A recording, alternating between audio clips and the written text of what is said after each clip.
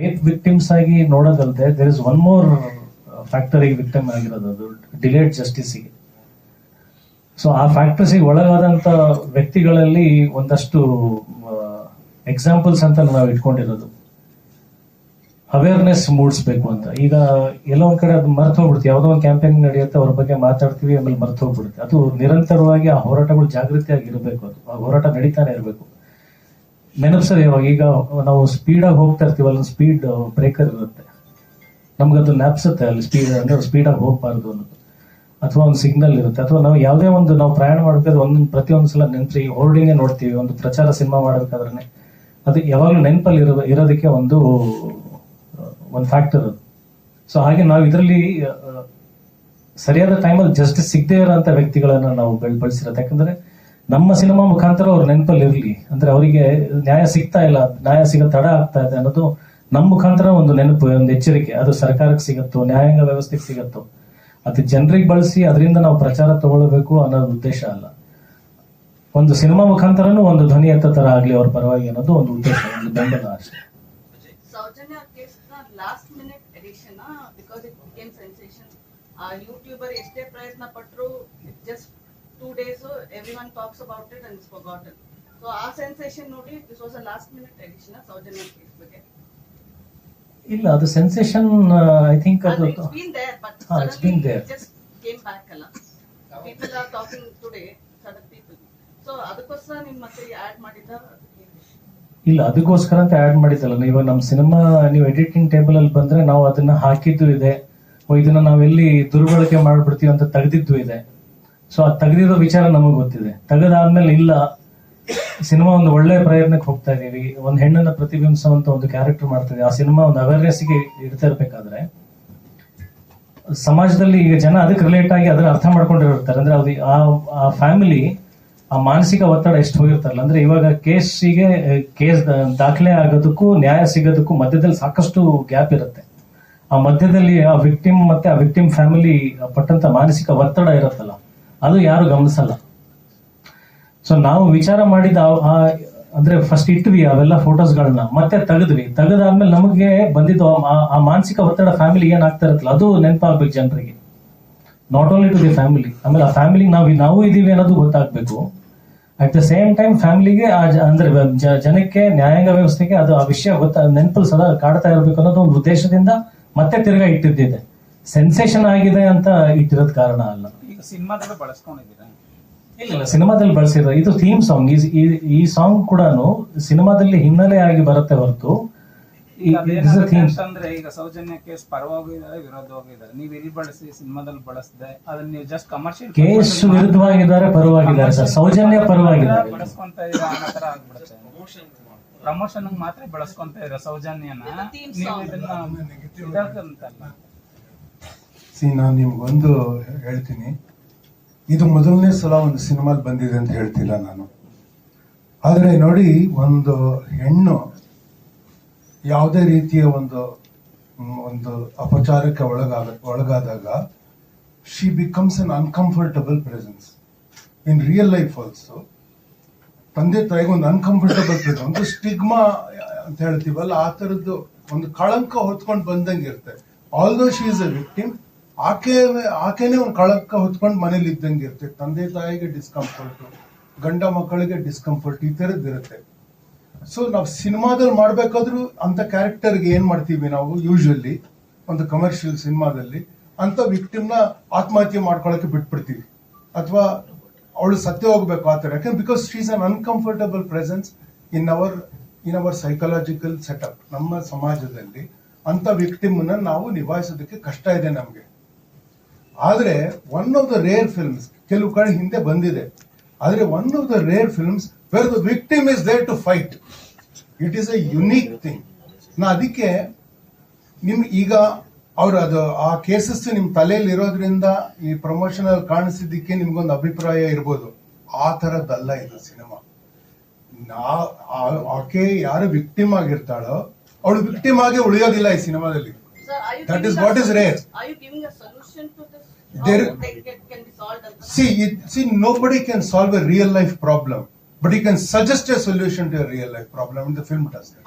So will Saujanya's case can get a U-turn after watching. No, we cannot talk about that case. We should talk about a system. ಮನೆಯಲ್ಲಿ ನಾವು ಸರಿಗಿರ್ಬೇಕು, ಬೀದಿಯಲ್ಲೂ ನಾವು ಸರಿಗಿರ್ಬೇಕು. ಅವೆಲ್ಲ ಇದೆ ಸಿನಿಮಾದಲ್ಲಿ. ನಾವು ಯಾರ್ಯಾರು ವಿಕ್ಟಿಮ್ ನ ನೋಡಿದಾಗ ನಾವು ಹೆಂಗ್ ಬಿಹೇವ್ ಮಾಡಬೇಕು. But that's a general awareness people are It is a particular awareness you give through a character in this case. ಅಂದ್ರೆ you have a particular story to give the awareness. ಏನಾಗುತ್ತೆ, ರವಾಂಡಲ್ಲಿ 300,000 ಜನ ಸತ್ರು ಅಂತ ಬಂದ್ರೆ, ನಾನು ಪೇಪರ್ ನಲ್ಲಿ 11ನೇ ಪೇಜಲ್ಲಿ ನೋಡಿದ್ದೀನಿ ಐಟಮ್ ಮಿಸ್ಟೇಕ್ ಬರೋದು.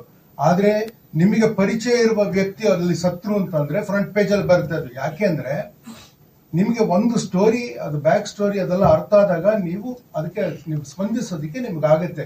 ನಾನು ಜಾಸ್ತಿ ಹೇಳ್ಬಾರ್ದು. ನಾನು ಇಷ್ಟು ಯಾಕೆ ಹೇಳ್ತೀನಿ ಅಂದ್ರೆ, ಇಟ್ ಈಸ್ ನಾಟ್ ಲೈಕ್ ಇದನ್ನ ಕಮರ್ಷಿಯಲ್ ಆಗಿ ಬಳಸ್ಕೊಳಕ್ ಆಗತ್ತೆ ಅನ್ನೋ ತರದ್ದಲ್ಲ. ಕಷ್ಟ ಕಟ್ಕೊಂಡು ಮಾಡಿರೋದು ಇದು. ಸಿ ಯು ಕ್ಯಾನ್, ನೀವೇ ಮನಸ್ಸಲ್ಲಿ ಯೋಚನೆ ಮಾಡಿ, ನೀವೆಲ್ಲ ಸಿನಿಮಾ ನೋಡೋರು ತುಂಬಾ.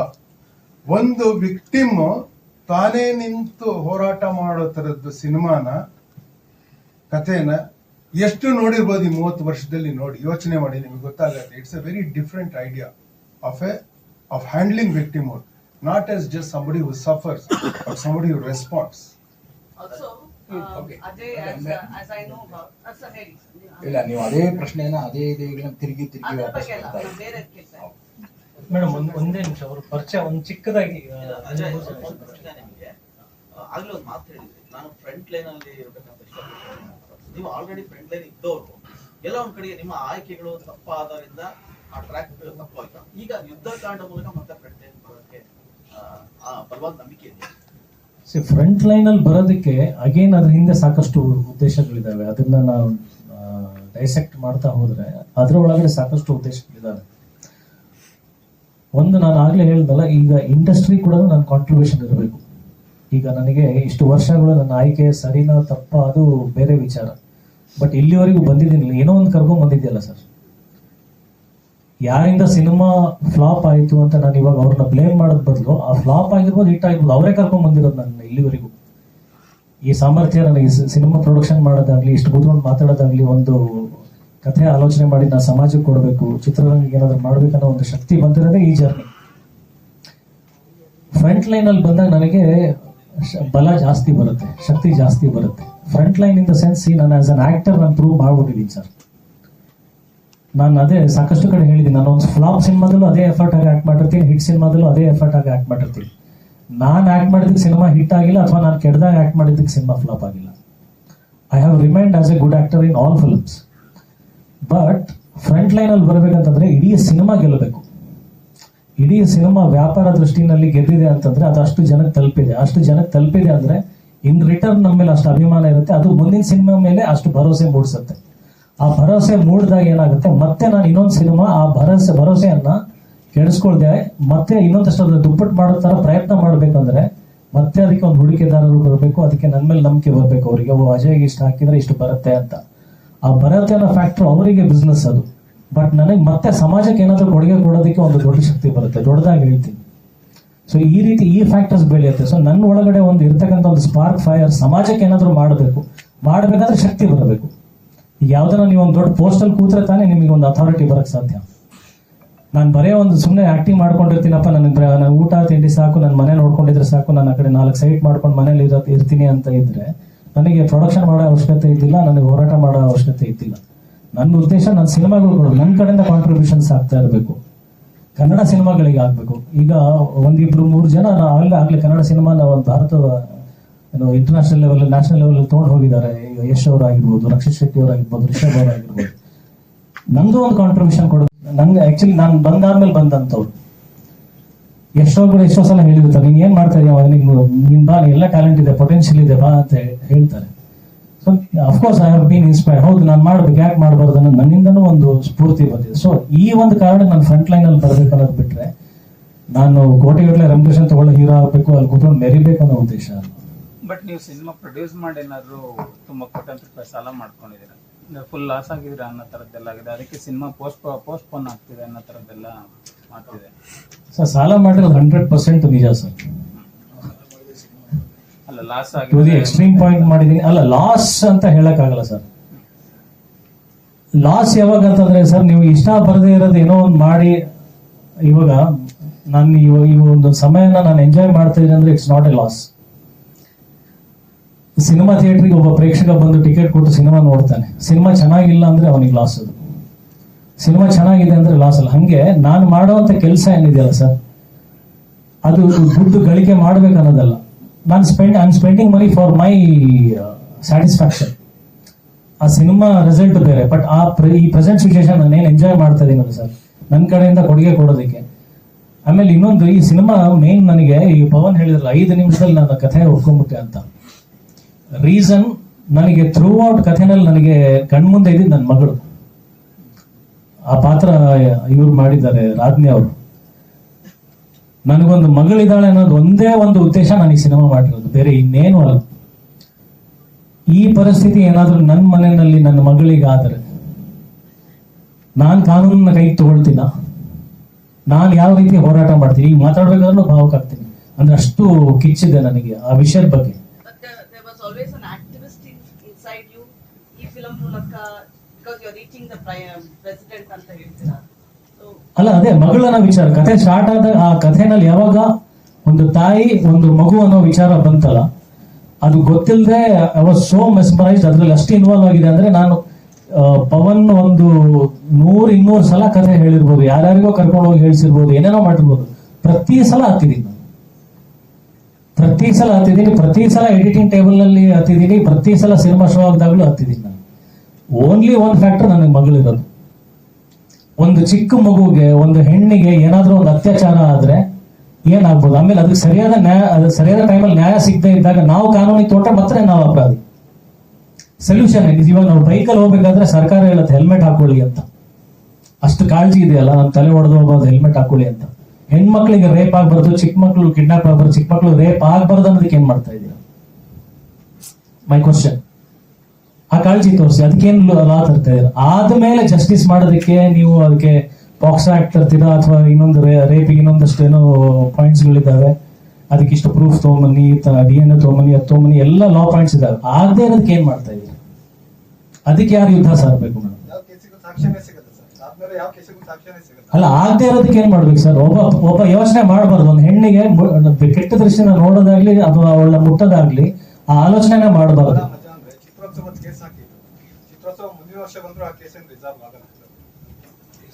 ಆಗದೆ ಇರೋದಕ್ಕೆ ಏನ್ ಮಾಡ್ತೀರಾ ಸರ್? ಅದಕ್ಕೆ ಒಂದು ಪ್ರಿಕಾಷನರಿ, ಇವಾಗ ನೀವು ಹೆಲ್ಮೆಟ್ ಹೇಳ್ತೀರಾ, ಇನ್ನೊಂದೇನೋ ಸಾಕಷ್ಟು ಎಲ್ಲ ಪ್ರೊಟೆಕ್ಷನ್ಸ್ ಅದು ಇದೆಲ್ಲ ಹೇಳ್ತೀರಾ ವಿಚಾರಗಳು, ಅದಕ್ಕೆಲ್ಲ ನಿಮಗೆ ಮುಂಜಾಗ್ರತೆಗಳು ಇದೆ ನ್ಯಾಯಾಂಗ ವ್ಯವಸ್ಥೆನಲ್ಲಿ, ಸರ್ಕಾರದಲ್ಲಿ, ಎಲ್ಲ ಕಡೆ.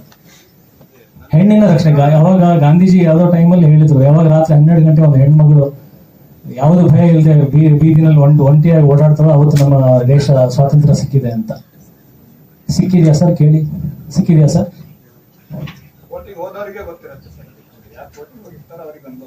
ಯಾಕೆ ಹೋಗ್ಬೇಕು ಸರ್? ಹೋಗುವಂತ ಪರಿಸ್ಥಿತಿ ಯಾಕೆ ನಿರ್ಮಾಣ ಆಗ್ಬೇಕು? ಅದೇ ಯುದ್ಧ ಸರ್. ಸೊಲ್ಯೂಷನ್ ಇವಾಗ ಅದೇ ನಮ್ಮ ಅಭಿಪ್ರಾಯ. ಸರ್ ಹೇಳ್ದಂಗೆ ನಾವು ಒಂದು ಸಜೆಷನ್ ಕೊಡ್ಬೋದು, ನಮ್ಮ ಅಭಿಪ್ರಾಯ ಕೊಡ್ಬೋದು. ಸಾಕಷ್ಟು ಸಿನಿಮಾಗಳಲ್ಲಿ ಈ ರೀತಿಯ ಕಥೆಗಳು ಅಥವಾ ಈ ರೀತಿಯ ಯಾವ್ದಾರ ಸಿನಿಮಾ ರೂಪವಾಗಿ ಹೋಗುತ್ತೆ ವಿನಃ ಅದು ಸಿನಿಮಾ ಸ್ಕ್ರೀನ್ ಮೇಲೆ ನೋಡೋದಕ್ಕೆ ಮಾತ್ರ ಅದ್ಭುತ ಅನ್ಸುತ್ತೆ ಸರ್. ನಾನು ಅದ್ರ ಆಚೆ ನಾನು ಬಲವಾಗಿ ಕಂಟೆಸ್ಟ್ ಮಾಡ್ತೀನಿ ಇದನ್ನ. ನಾನು ಹೇಳ್ತೀನಿ ಕೇಳಿ, ಇದು ಒಟ್ಟು ಯಾವ ತರದ ಆರ್ಗ್ಯುಮೆಂಟ್ ಅಲ್ಲಿ ಬರುತ್ತೆ ಅಂದ್ರೆ, ಕಲೆಯಿಂದ ಏನು ಉಪಯೋಗ ಇಲ್ಲ ಅನ್ನೋ ಆರ್ಗ್ಯುಮೆಂಟ್ ಅಲ್ಲಿ ಬರುತ್ತೀವಲ್ಲ. ಏನು ಇವಾಗ ಕೋವಿಡ್ ಆದಾಗ ಸಿಂಗಪುರ್ ಅಲ್ಲಿ ಸ್ಟ್ರೇಟ್ ಟೈಮ್ಸ್ ಅವರು 73 ಪ್ರೊಫೆಷನ್ಸ್ ಕೊಟ್ಬಿಟ್ಟು ಇದರಲ್ಲಿ ಯಾವ್ದು ಲೀಸ್ಟ್ ಇಂಪಾರ್ಟೆಂಟ್ ಅಂದ್ರೆ ಆರ್ಟ್ ಅಂತ ಹಾಕಿದ್ರು. ಆದ್ರೆ ಕಲೆ ಇಲ್ಲದ ಸಮಾಜಗಳಿರ್ತಲ್ಲ, ಅಲ್ಲಿ ವೈಲೆನ್ಸ್ ಜಾಸ್ತಿ ಇರುತ್ತೆ ಅನ್ನೋದು ಹಿಸ್ಟಾರಿಕಲಿ ನಿಜ. ಅದಕ್ಕೇನು ದೊಡ್ಡ ಪ್ರೂಫ್ ಯಾರಿಗೂ ಬೇಕಾಗಿಲ್ಲ. ಸ್ವಲ್ಪ ಯೋಚನೆ ಮಾಡಿದ್ರೆ ಗೊತ್ತಾಗುತ್ತೆ ನಿಮಗೆ. ಒಳ್ಳೆ ಮೌಲ್ಯಗಳು ನಿಮ್ಮಲ್ಲಿದ್ರೆ, ಒಂದು ಸಮಾಜದಲ್ಲಿದ್ರೆ, ನಾನು ನೋಡಿ ಕೊಲಂಬೋದಲ್ಲಿ ನಾನು ಶೂಟ್ ಮಾಡ್ತಾ ಇದ್ದೆ 8 ದಿನ, ಈಗ 2 ವಾರದ ಹಿಂದೆ. ಅಲ್ಲಿ ರೋಡಲ್ಲಿ ಕಸಾನೇ ಇಲ್ಲ. ನೀವು ಯಾರು ಶ್ರೀಲಂಕಾ ಹೋಗಿ ಬಂದರೆ ನೋಡಿದ್ವಿ, ಏನು ಕಸ ಒಂದು ಸಣ್ಣ ಪೇಪರ್ ತುಂಡು ಕಾಣಿಸೋದಿಲ್ಲ. ಅಲ್ಲಿ ಎಲ್ಲಾ ಕಡೆನೂ ಇದು ಡಸ್ಟ್ ಬಿನ್ ಇಟ್ಟು ಎಲ್ಲ ಮಾಡಿಲ್ಲ, ಕಸ ಹಾಕಲ್ಲ ಅಷ್ಟೇ ಜನ ಅಲ್ಲಿ. ನಾನೇನ್ ಹೇಳ್ತಾ ಇದ್ದೀನಿ, ಇಲ್ಲಿ ನಮ್ಮ ಡೆಪ್ಯೂಟಿ ಚೀಫ್ ಮಿನಿಸ್ಟರ್ ಹೇಳಿದ್ದಾರೆ ಬೆಂಗಳೂರಿನಲ್ಲಿ ಗಾರ್ಬೇಜ್ ಮಾಫಿಯಾ ಇದೆ ಅಂತ. ನಾವ್ ಯಾರಿಗೆ ಕಂಪ್ಲೇಂಟ್ ಮಾಡಬೇಕು, ಅವ್ರು ನಮಗೆ ಕಂಪ್ಲೇಂಟ್ ಮಾಡಿದ್ದಾರೆ ಗಾರ್ಬೇಜ್ ಮಾಫಿಯಾ ಇದೆ ಅಂತ. ಆ ತರ ಸ್ಥಿತಿ ನಮ್ದು. ಅಲ್ಲಿ ಏನಂದ್ರೆ ಅಲ್ಲಿ ಹಾಕಿಲ್ಲ, ಯಾಕೆಂದ್ರೆ ಅಂತ ಮೌಲ್ಯಗಳು ಬಂದಿದೆ. ಕಲೆಯಿಂದ ಏನಂದ್ರೆ ನಾವು ಜಗತ್ತಿನಲ್ಲಿ ನಾವು ನಿಭಾಯಿಸೋದಕ್ಕೆ ಸಾಧ್ಯವಾಗದ ನಮ್ಮ ಪರ್ಸನಲ್ ಲೈಫ್ ಆಗದೆ ಇರೋದನ್ನ ನಾವು ಎಲ್ಲೋ ಯಾವ್ದ್ರಲ್ಲೋ ನೋಡಿ ಹೀಗೂ ಇರೋದಕ್ಕೆ ಸಾಧ್ಯ ಅಂತ. ನಮ್ಗೆ ಯಾಕೆ ಹೀರೋ ಒಳ್ಳೆಯವನಾಗಿರ್ತಿದ್ದ ಹಿಂದೆ, ಈಗ ಏನೇನೋ ಮಾಡ್ತಾರೆ. ಮೊದಲು ಹೆಂಗಿತ್ತು ಹೀರೋ ಅಂದ್ರೆ ಅವನು ಮಾದರಿ ವ್ಯಕ್ತಿ ಆಗಿರ್ತಿದ್ದ. ಒಂದು ಸಾಮಾನ್ಯ ಒಂದು ಯೂಶಲಿ ಅಂಡರ್ ಡಾಗ್, ಬಡ ಕುಟುಂಬದಿಂದ ಅಥವಾ ಹಳ್ಳಿಯಿಂದಾನು ಬಂದು ಯಾವ ಹೆಣ್ಣಿಗೆ ಏನಾದ್ರು ಕಷ್ಟ ಆದ್ರೆ ಎದ್ದು ನಿಂತು ಜಗಳ ಮಾಡೋದು, ಅವಮಾನ ಆಗದೆ ಇರೋ ನೋಡೋದು, ತಂದೆ ತಾಯಿನ ನೋಡ್ಕೊಳ್ಳೋದು, ಬಡವರಿಗೆ ಕಷ್ಟಕ್ಕೆ ನಿಲ್ಲೋದು, ತ್ಯಾಗ ಮಾಡೋದು, ಇವೆಲ್ಲ ಇರ್ತಿತ್ತು. ಇದು ಮೌಲ್ಯಗಳು. ಇದಿದ್ರೆ ಮನುಷ್ಯರಂಗೆ ಇರ್ತಾರೆ ಅನ್ನೋದಿತ್ತು. ನಮಗೆ ಆ ಕಾಲದ ಹೀರೋಗಳು ಹಂಗಿದ್ರೆ ಆ ತರ ಬೆಂಗಳೂರು ಇತ್ತು, ಕನ್ನಡ ಜನರು ಹಂಗಿದ್ರು ಆಗ. ಆಯ್ತಾ? ಈಗ ಕನ್ನಡ ಜನರು ಯಾಕೆ ಹಂಗಿದ್ದಾರೆ ಅಂತ ಯೋಚನೆ ಮಾಡಬೇಕು. ಜಗಳ ಮಾಡಲ್ಲ, ಬಟ್ ನೀವು ಒಪ್ಕೋಬೇಕು ಕಲೆಯಲ್ಲಿ ಒಂದು ಕಲೆಯಿಂದ ಒಂದು ಸಮಾಜ ಚೆನ್ನಾಗಿರುತ್ತೆ ಅಂತ. ಮತ್ತೆ ಬಂಗಾರದ ಮನುಷ್ಯ ಬಂದಾಗ ಬದಲಾವಣೆ ಆಯ್ತು, ಸಾಕಷ್ಟು ಸಿನಿಮಾಗಳು ಬಂದು. ಸೊ ಬಂಗಾರದ ಮನುಷ್ಯ ಇದ್ದಿದ್ದು ಅಣ್ಣವರು. ಸೊ ಈಗ ಬರ್ತಿರೋ ಸಿನಿಮಾಗಳು, ಈಗ ಬರ್ತಿರೋ ಹೀರೋಗಳು ಚೇಂಜಸ್ ಇದೆ. ನೀವು ನಾವು ಒಂದೇ ಹೇಳ್ತಾ ಇದೀವಿ ಈಗ. ಸಿನಿಮಾ ಮೂಲಕ ಬದಲಾವಣೆ ಆಗುತ್ತಾ ಅನ್ನೋದು ಒಂದು ಪ್ರಶ್ನೆ. ಇನ್ನೊಂದು, ಸಂವಿಧಾನನೇ ಚೇಂಜ್ ಮಾಡ್ಬೇಕಾಗುತ್ತೆ. ಹಾಗೆ ನೋಡೋರೆ ಇಲ್ಲ, ಸಂವಿಧಾನ ಸರಿಗಿದೆ, ಸಂವಿಧಾನದ ಸಮಸ್ಯೆ. ಈಗ ನಿಮ್ಮ ಆಶಯವೇ ನಮ್ಮ ಆಶಯವೂ ಕೂಡ. ಮನುಷ್ಯನ ಮನುಷ್ಯತ್ವವನ್ನ ಎಷ್ಟು ಸಾಧ್ಯ ಅಷ್ಟು ಉಳಿಸ್ಕೊಳ್ಳೋದಕ್ಕೆ ಬೇಕಾದಂತಹ ಒಂದು ಕಲೆಯ ಮಾಧ್ಯಮ ಇದೆಯಲ್ಲ, ಅದನ್ನೇ ನಾವು ಇದರಿಂದ ಚೇಂಜ್ ಆಗುತ್ತಾ ಅನ್ನೋದಾದ್ರೆ ಆಗುತ್ತೆ. ನಿಧಾನವಾಗಿ ಮನುಷ್ಯನ ಮನೋಧರ್ಮ ಚೇಂಜ್ ಆಗದ ಹಾಗೆ ಅದು ಚೇಂಜ್ ಆಗ್ತಾ ಹೋಗುತ್ತೆ. ನೀವು ಎಲ್ಲಿ ವಿಕೃತಿಯತ್ತ ಅವ್ರನ್ನ ಕರ್ಕೊಂಡು ಹೋಗ್ತಿರೋ ಅವನು ವಿಕೃತಿಯತ್ತನೇ ಹೋಗ್ತಿರ್ತಾನೆ. ಲಾಂಗ್ ಹಿಡಿಯೋದೇ ಬಹಳ ದೊಡ್ಡದು ಅನ್ನೋ ವಿಷಯ ನೀವು ಹೇಳೋದಾದ್ರೆ ಅದನ್ನೇ ಹೇಳ್ತಾ ಹೋಗುತ್ತೆ. ಸೈಕಾಲಜಿಲಿ ಕಾಪಿ ಕ್ಯಾಟ್ ಬಿಹೇವಿಯರ್ ಅಂತಾರೆ. ಸಮಾಜದ ದೊಡ್ಡ ಸಮಸ್ಯೆ. ಸೋಷಿಯಲ್ ಸೈಂಟಿಸ್ಟ್ ಕರೆಯೋದು ಕಾಪಿ ಕ್ಯಾಟ್ ಬಿಹೇವಿಯರ್. ಸರ್, ಇವತ್ತು ಜನನ್ನ ಕರ್ಕೊಂಡ್ಬರಕ್ಕೆ ಒಂದು ಮೂವ್ಮೆಂಟ್ ಮಾಡ್ಬೇಕು. ಎಷ್ಟು ಯುದ್ಧ ಕಾಂಡ ಮಾಡಕ್ಕೆ ಎಷ್ಟು ಪ್ರಯತ್ನ ಪಡ್ತೀರಾ? ಈ ಜನನ ಈ ಫಿಲಂ ನೋಡಕ್ಕೆ ಒಂದು ಮೂವ್ಮೆಂಟ್ ಮಾಡ್ಬೇಕು. ನಿಮ್ ಸಹಾಯ ನಾನು ಆಗ್ಲೇ ಮೇಡಮ್, ನೀವು ಸ್ವಲ್ಪ ಅಂದ್ರೆ ಬರೋ ತಡವಾಗಿತ್ತು. ಮುಂಚೆನೆ ನಾನು ಏನ್ ಹೇಳಿದೆ ಅಂದ್ರೆ, ಸಹಜವಾಗಿ ಎಲ್ಲರೂ ಬಂದು ನಿಮ್ಮ ಬೆಂಬಲ ಇರ್ಲಿ, ಸಹಕಾರ ಕೊಡಿ, ಸಿನಿಮಾಗೆ ಗೆಲ್ಲೋದಕ್ಕೆ ನಿಮ್ಮ ಅಂದ್ರೆ ಪ್ರಶ್ನವ್ರಿಗೆಲ್ಲ ನಾವು ಕೇಳ್ತೀವಿ. ಅದು ಬಂದಿದೆ ವಾಡಿಕೆ. ಅದು ನಾನು ಇದನ್ನ ಮಾಡ್ಲೇಬೇಕು ಅಂತ ನಾನು ಒಂದು ಸಂಕಲ್ಪ ಮಾಡಿ ಕೇಳ್ಕೊಳ್ತೇನೆ. ಇದನ್ನ ನೀವು ಸಂಕಲ್ಪ ಮಾಡ್ಕೊಳ್ಳಿ. ಈ ಸಿನಿಮಾ ಗೆಲ್ಲಬೇಕು, ಈ ಸಿನಿಮಾ ರೀಚ್ ಆಗ್ಬೇಕು. ಅದ್ರಲ್ಲೂ ನಾನು ಏನ್ ಹೇಳಿದ್ದು, ಒಂದು mid scale cinema, let it make A PAN India song. ಅದು ಅಲ್ಲಲ್ಲ ಇಲ್ಲಿ ಬಂದು ಜನ ಗೆಲ್ಸಿದ್ರೆ ತಾನೇ ತಗೊಂಡು ಹೋಗಕ್ ಸಾಧ್ಯ. ಅದು ಕನ್ನಡಿಗರಲ್ಲಿ ಆ ಸಾಮರ್ಥ್ಯ ಇದೆ. ಇಲ್ಲಿ ಕನ್ನಡ ಜನ ಸಿನಿಮಾ ನೋಡಿ ಮೆಚ್ಚಿದ್ರೆ ಇದ್ರಲ್ಲಿ ಇರೋಂತ ವಿಷಯ ಅಲ್ಲಿವರೆಗೂ ರೀಚ್ ಆಗುತ್ತೆ ಅಂತ. ಯುದ್ಧಕಾಂಡದ ಸಕ್ಸಸ್ ಇಲ್ಲೇ ಕಾಣಿಸ್ತಾ ಇದೆ. ಇಲ್ಲೇ ಯುದ್ಧಕಾಂಡ ಶುರುವಾಗಿದೆ. ಸರ್ ಕೇಳಿದ ಪ್ರಶ್ನೆಗೆ, ಸರ್ ಸಾಲ ಮಾಡಿದ್ದೀನಿ, ಸಿಕ್ಕಾಪಟ್ಟೆ ಸಾಲ ಮಾಡಿದ್ದೀನಿ, ನಂಗೆ ಯಾವ ಬೇಜಾರು ಇಲ್ಲ, ಫಾರ್ ಎ ಗುಡ್ ಕಾಸ್. ಕಳ್ಕೊಂಡ್ರೆ ಏನ್ ಕಳ್ಕೊಳ್ತೀನಿ ಸರ್? ದುಡ್ಡು. ನಾನು ಫಸ್ಟು ಸಿನಿಮಾ ಲಾಂಚ್ ದಿನ ಈ ವಿಚಾರ ಹೇಳಿದ್ದೆ. ನಾನು ಬೆಂಗಳೂರಿಂದ ಇವತ್ತಿಗೂ ನೆನಪಿದೆ, ಒಂದು VRL ಬಸ್ ಅಲ್ಲಿ 200 ರೂಪಾಯಿ ಬಸ್ ಟಿಕೆಟ್ ಇಂದ ನಾನು ಬಂದೆ ಸರ್. ಸ್ಲೀಪರ್ ಕ್ಲಾಸ್ ಅಲ್ಲಿ ಒಂದು ಪಕ್ಕದ ಗ್ಲಾಸು ಮುರಿದೋಗಿತ್ತು, ಈಗಲೂ ನೆನಪಿದೆ. ಅದ್ರ ಚೂರು ಇಲ್ಲಿ ಪಕ್ಕದಲ್ಲಿ ಬಿದ್ದಿತ್ತು. ನನಗೆ ಅದೇನೋ ಅಪಶಗುಣ ಅಂತ ಅನಿಸ್ತು ಅವತ್ತು ಆಕ್ಚುಲಿ. ಅಂದ್ರೆ ಗ್ಲಾಸ್ ಮುರಿದಿತ್ತು, ಈ ತರದೆಲ್ಲ ಇರ್ತಾವಲ್ಲ ವಿಚಾರಗಳು. ಅಷ್ಟು ಇಟ್ಕೊಂಡು ಬಂದವನು ನಾನು ಬೀದಿನಲ್ಲಿ ಫೋಟೋ ಇಟ್ಕೊಂಡು ಚಾನ್ಸ್ ಎಲ್ಲ ಕೇಳ್ಕೊಂಡು ಇವತ್ತು ಒಂದು ಸಿನಿಮಾ ಪ್ರೊಡ್ಯೂಸ್ ಮಾಡಿದ್ದೀನಿ ಸರ್. 2ನೇ ಸಿನಿಮಾ ಪ್ರೊಡ್ಯೂಸ್ ಮಾಡಿದ್ದೀನಿ.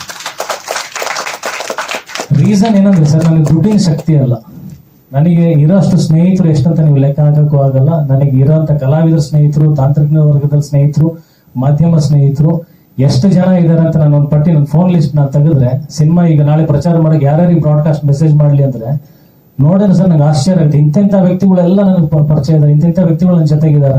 ಅವರಾಗೆ ಫೋನ್ ಮಾಡಿ ಹೇಳ್ತಾರೆ, ಸಿನಿಮಾ ಯಾವಾಗ ರಿಲೀಸ್, ತಲೆ ಕೆಡ್ಸ್ಕೊಬೇಡ, ನಾವಿದೀವಿ ಅಂತ. ಹೋದ್ರೆ ದುಡ್ಡು ಹೋಗುತ್ತೆ ಸರ್. ಸಂಪಾದನೆ ಮಾಡಿದ್ರೆ ಅದಕ್ಕಿಂತ ದೊಡ್ಡದಿದೆ ನನ್ನ ಹತ್ರ. ಇನ್ನೊಂದು ಮಾಡ್ತೀನಿ ಸರ್ ಮತ್ತೆ. ಟ್ರೆಂಡಿಂಗ್ ಇದೆ, ಯಾಕೆ ಈ ಆನ್ಸರ್ ಕೊಟ್ಮೇಲೆ ಕ್ವೆಶನ್ಸ್ ಮಾಡ್ತಾರೆ? ಯಾಕೆ ಚಾಪ್ಟರ್ 2 ಫಸ್ಟ್ ಚಾಪ್ಟರ್ 1 ಆದ್ರೆ ಚಾಪ್ಟರ್ 2 ನೀವು ಹೇಳ್ತಾ ಇದ್ದೀರಾ ಸೊಲ್ಯೂಷನ್ ಆಗಿ, ಮತ್ತೆ ಏನಕ್ಕೆ ಅದ್ರ ಹಿಂದೆ ಹೋಗ್ತೀರಾ? ಸಿನಿಮಾ ಇವಾಗ ನೀವು ಹೇಳಿದ್ರಲ್ಲ, ತಲುಪೋದು ಬಹಳ ಇಂಪಾರ್ಟೆಂಟ್ ಅಂತ ಈಗ ತಾನೇ ನೀವು ಹೇಳಿದ್ರಿ. ಅಫ್ಕೋರ್ಸ್ ಆ ಸ್ಟ್ರಾಟಜೀಸ್ಗಳನ್ನ ನಾವು ಯೂಸ್ ಮಾಡಿದ್ವಿ. Marketing strategies for cinema is always necessary. ನಾನು ಅದನ್ನ ಡಿನೈ ಮಾಡ್ತಾ ಇಲ್ಲ. ಬೇಕಂತಾನೆ ಆ ಸಿನಿಮಾದ ಟೈಟಲ್ ಅನ್ನೇ ಇಟ್ಟಿದ್ದು. ಬಿಕಾಸ್ ಅದೊಂದು ಕೋರ್ಟ್ ರೂಮ್ ಡ್ರಾಮಾ ಆಗಿ ಅವತ್ತಿನ ದಿನ ಒಂದು ದಾಖಲೆ ಬರ್ತಿತ್ತು. ನಾವು ಬೇರೆ ಟೈಟಲ್ ತೋಚಿಲ್ಲ, ಹೌದು ಇದೇ ಸರಿ ಅನಿಸ್ತು. ಇವಾಗ ನಾವು ಅದು ಎಲ್ಲಾದ್ರೂ ಪ್ರಚಾರ ಮಾಡಕ್ ಹೋದಾಗ ಯುದ್ಧಕಾಂಡ ಅಂದ್ರೆ ಹಳೆ ಯುದ್ಧಕಾಂಡ ತೋರಿಸುತ್ತೆ. ಅವತ್ತಿನ ಲೆಗಸಿ, ಆ ಟೈಟಲ್ ಲೆಗಸಿ ಏನಿತ್ತಲ್ಲ ಅದೇನೋ ಒಂದು ಅವತ್ತಿನ ದಿನ ಸಿನಿಮಾ ಇಂಡಸ್ಟ್ರಿಯಲ್ಲಿ ಒಂದು ರೆವಲ್ಯೂಷನ್ ಕ್ರಿಯೇಟ್ ಮಾಡಿತ್ತು. ಅದಕ್ಕೆ ಇದು ಅದ್ರದ್ದು ಎರಡನೇ ಭಾಗ, ಟೈಟಲ್ ಆಗಿ ಎರಡನೇ ಭಾಗ ಹೊರತು ಸಿನಿಮಾ ಕಥೆಗೆ ಅದು ಎರಡನೇ ಭಾಗ ಅಲ್ಲ. ಹೌದು, ಆ ಸಿನಿಮಾ ಇಂದಾನೇ ನಾ ಟೈಟಲ್ ಬೇಕಂತಾನೆ ಇಟ್ಟಿದ್ದು, ಪ್ರಚಾರಕ್ಕೆ ಇಟ್ಟಿದ್ದು, ಅದು ರೀಚ್ ಆಗತ್ತೆ ಅಂತಾನೆ ಇಟ್ಟಿದ್ದು. ಕೋರ್ಟ್ ರೂಮ್ ರಿಲೇಟ್ ಆಗಿ ಬೇಗ ಜನಕ್ಕೆ ಅರ್ಥ ಆಗುತ್ತೆ, ರೀಚ್ ಆಗುತ್ತೆ. ಆ ಯುಗದಲ್ಲಿ ಇರ್ತಕ್ಕಂಥ ಜನರು ಇವರಿಗೂ ಆ ಹಳೆ ಸಿನಿಮಾ ಮತ್ತೆ ನೆನಪಿಸಿದಾಗ ಆಗುತ್ತೆ ಇವತ್ತಿನ ಯುವಕರಿಗೆ. ಎಲ್ಲಾ ಆಯಾಮಗಳು ಯೋಚನೆ ಮಾಡಿ ಬೇಕಂತಾನೆ ಇಟ್ಟಿದ್ದು. ಬಟ್ ಏನು ಯೂಸ್ ಮಾಡಿಲ್ಲ ಸಾಂಗ್ಸ್ ಅಥವಾ ಇಲ್ಲ ಇಲ್ಲ ಇಲ್ಲ ಸಿನಿಮಾ ಇಲ್ಲ ಇಲ್ಲ ಅದ್ರದ್ದು ಏನು ಬಳಕೆ ಮಾಡಿಲ್ಲ. ಯಾವ ಟ್ಯೂನ್ ಆಗಲಿ ಸಾಂಗ್ ಆಗಲಿ ಏನು ಬಳಕೆ ಮಾಡಿಲ್ಲ.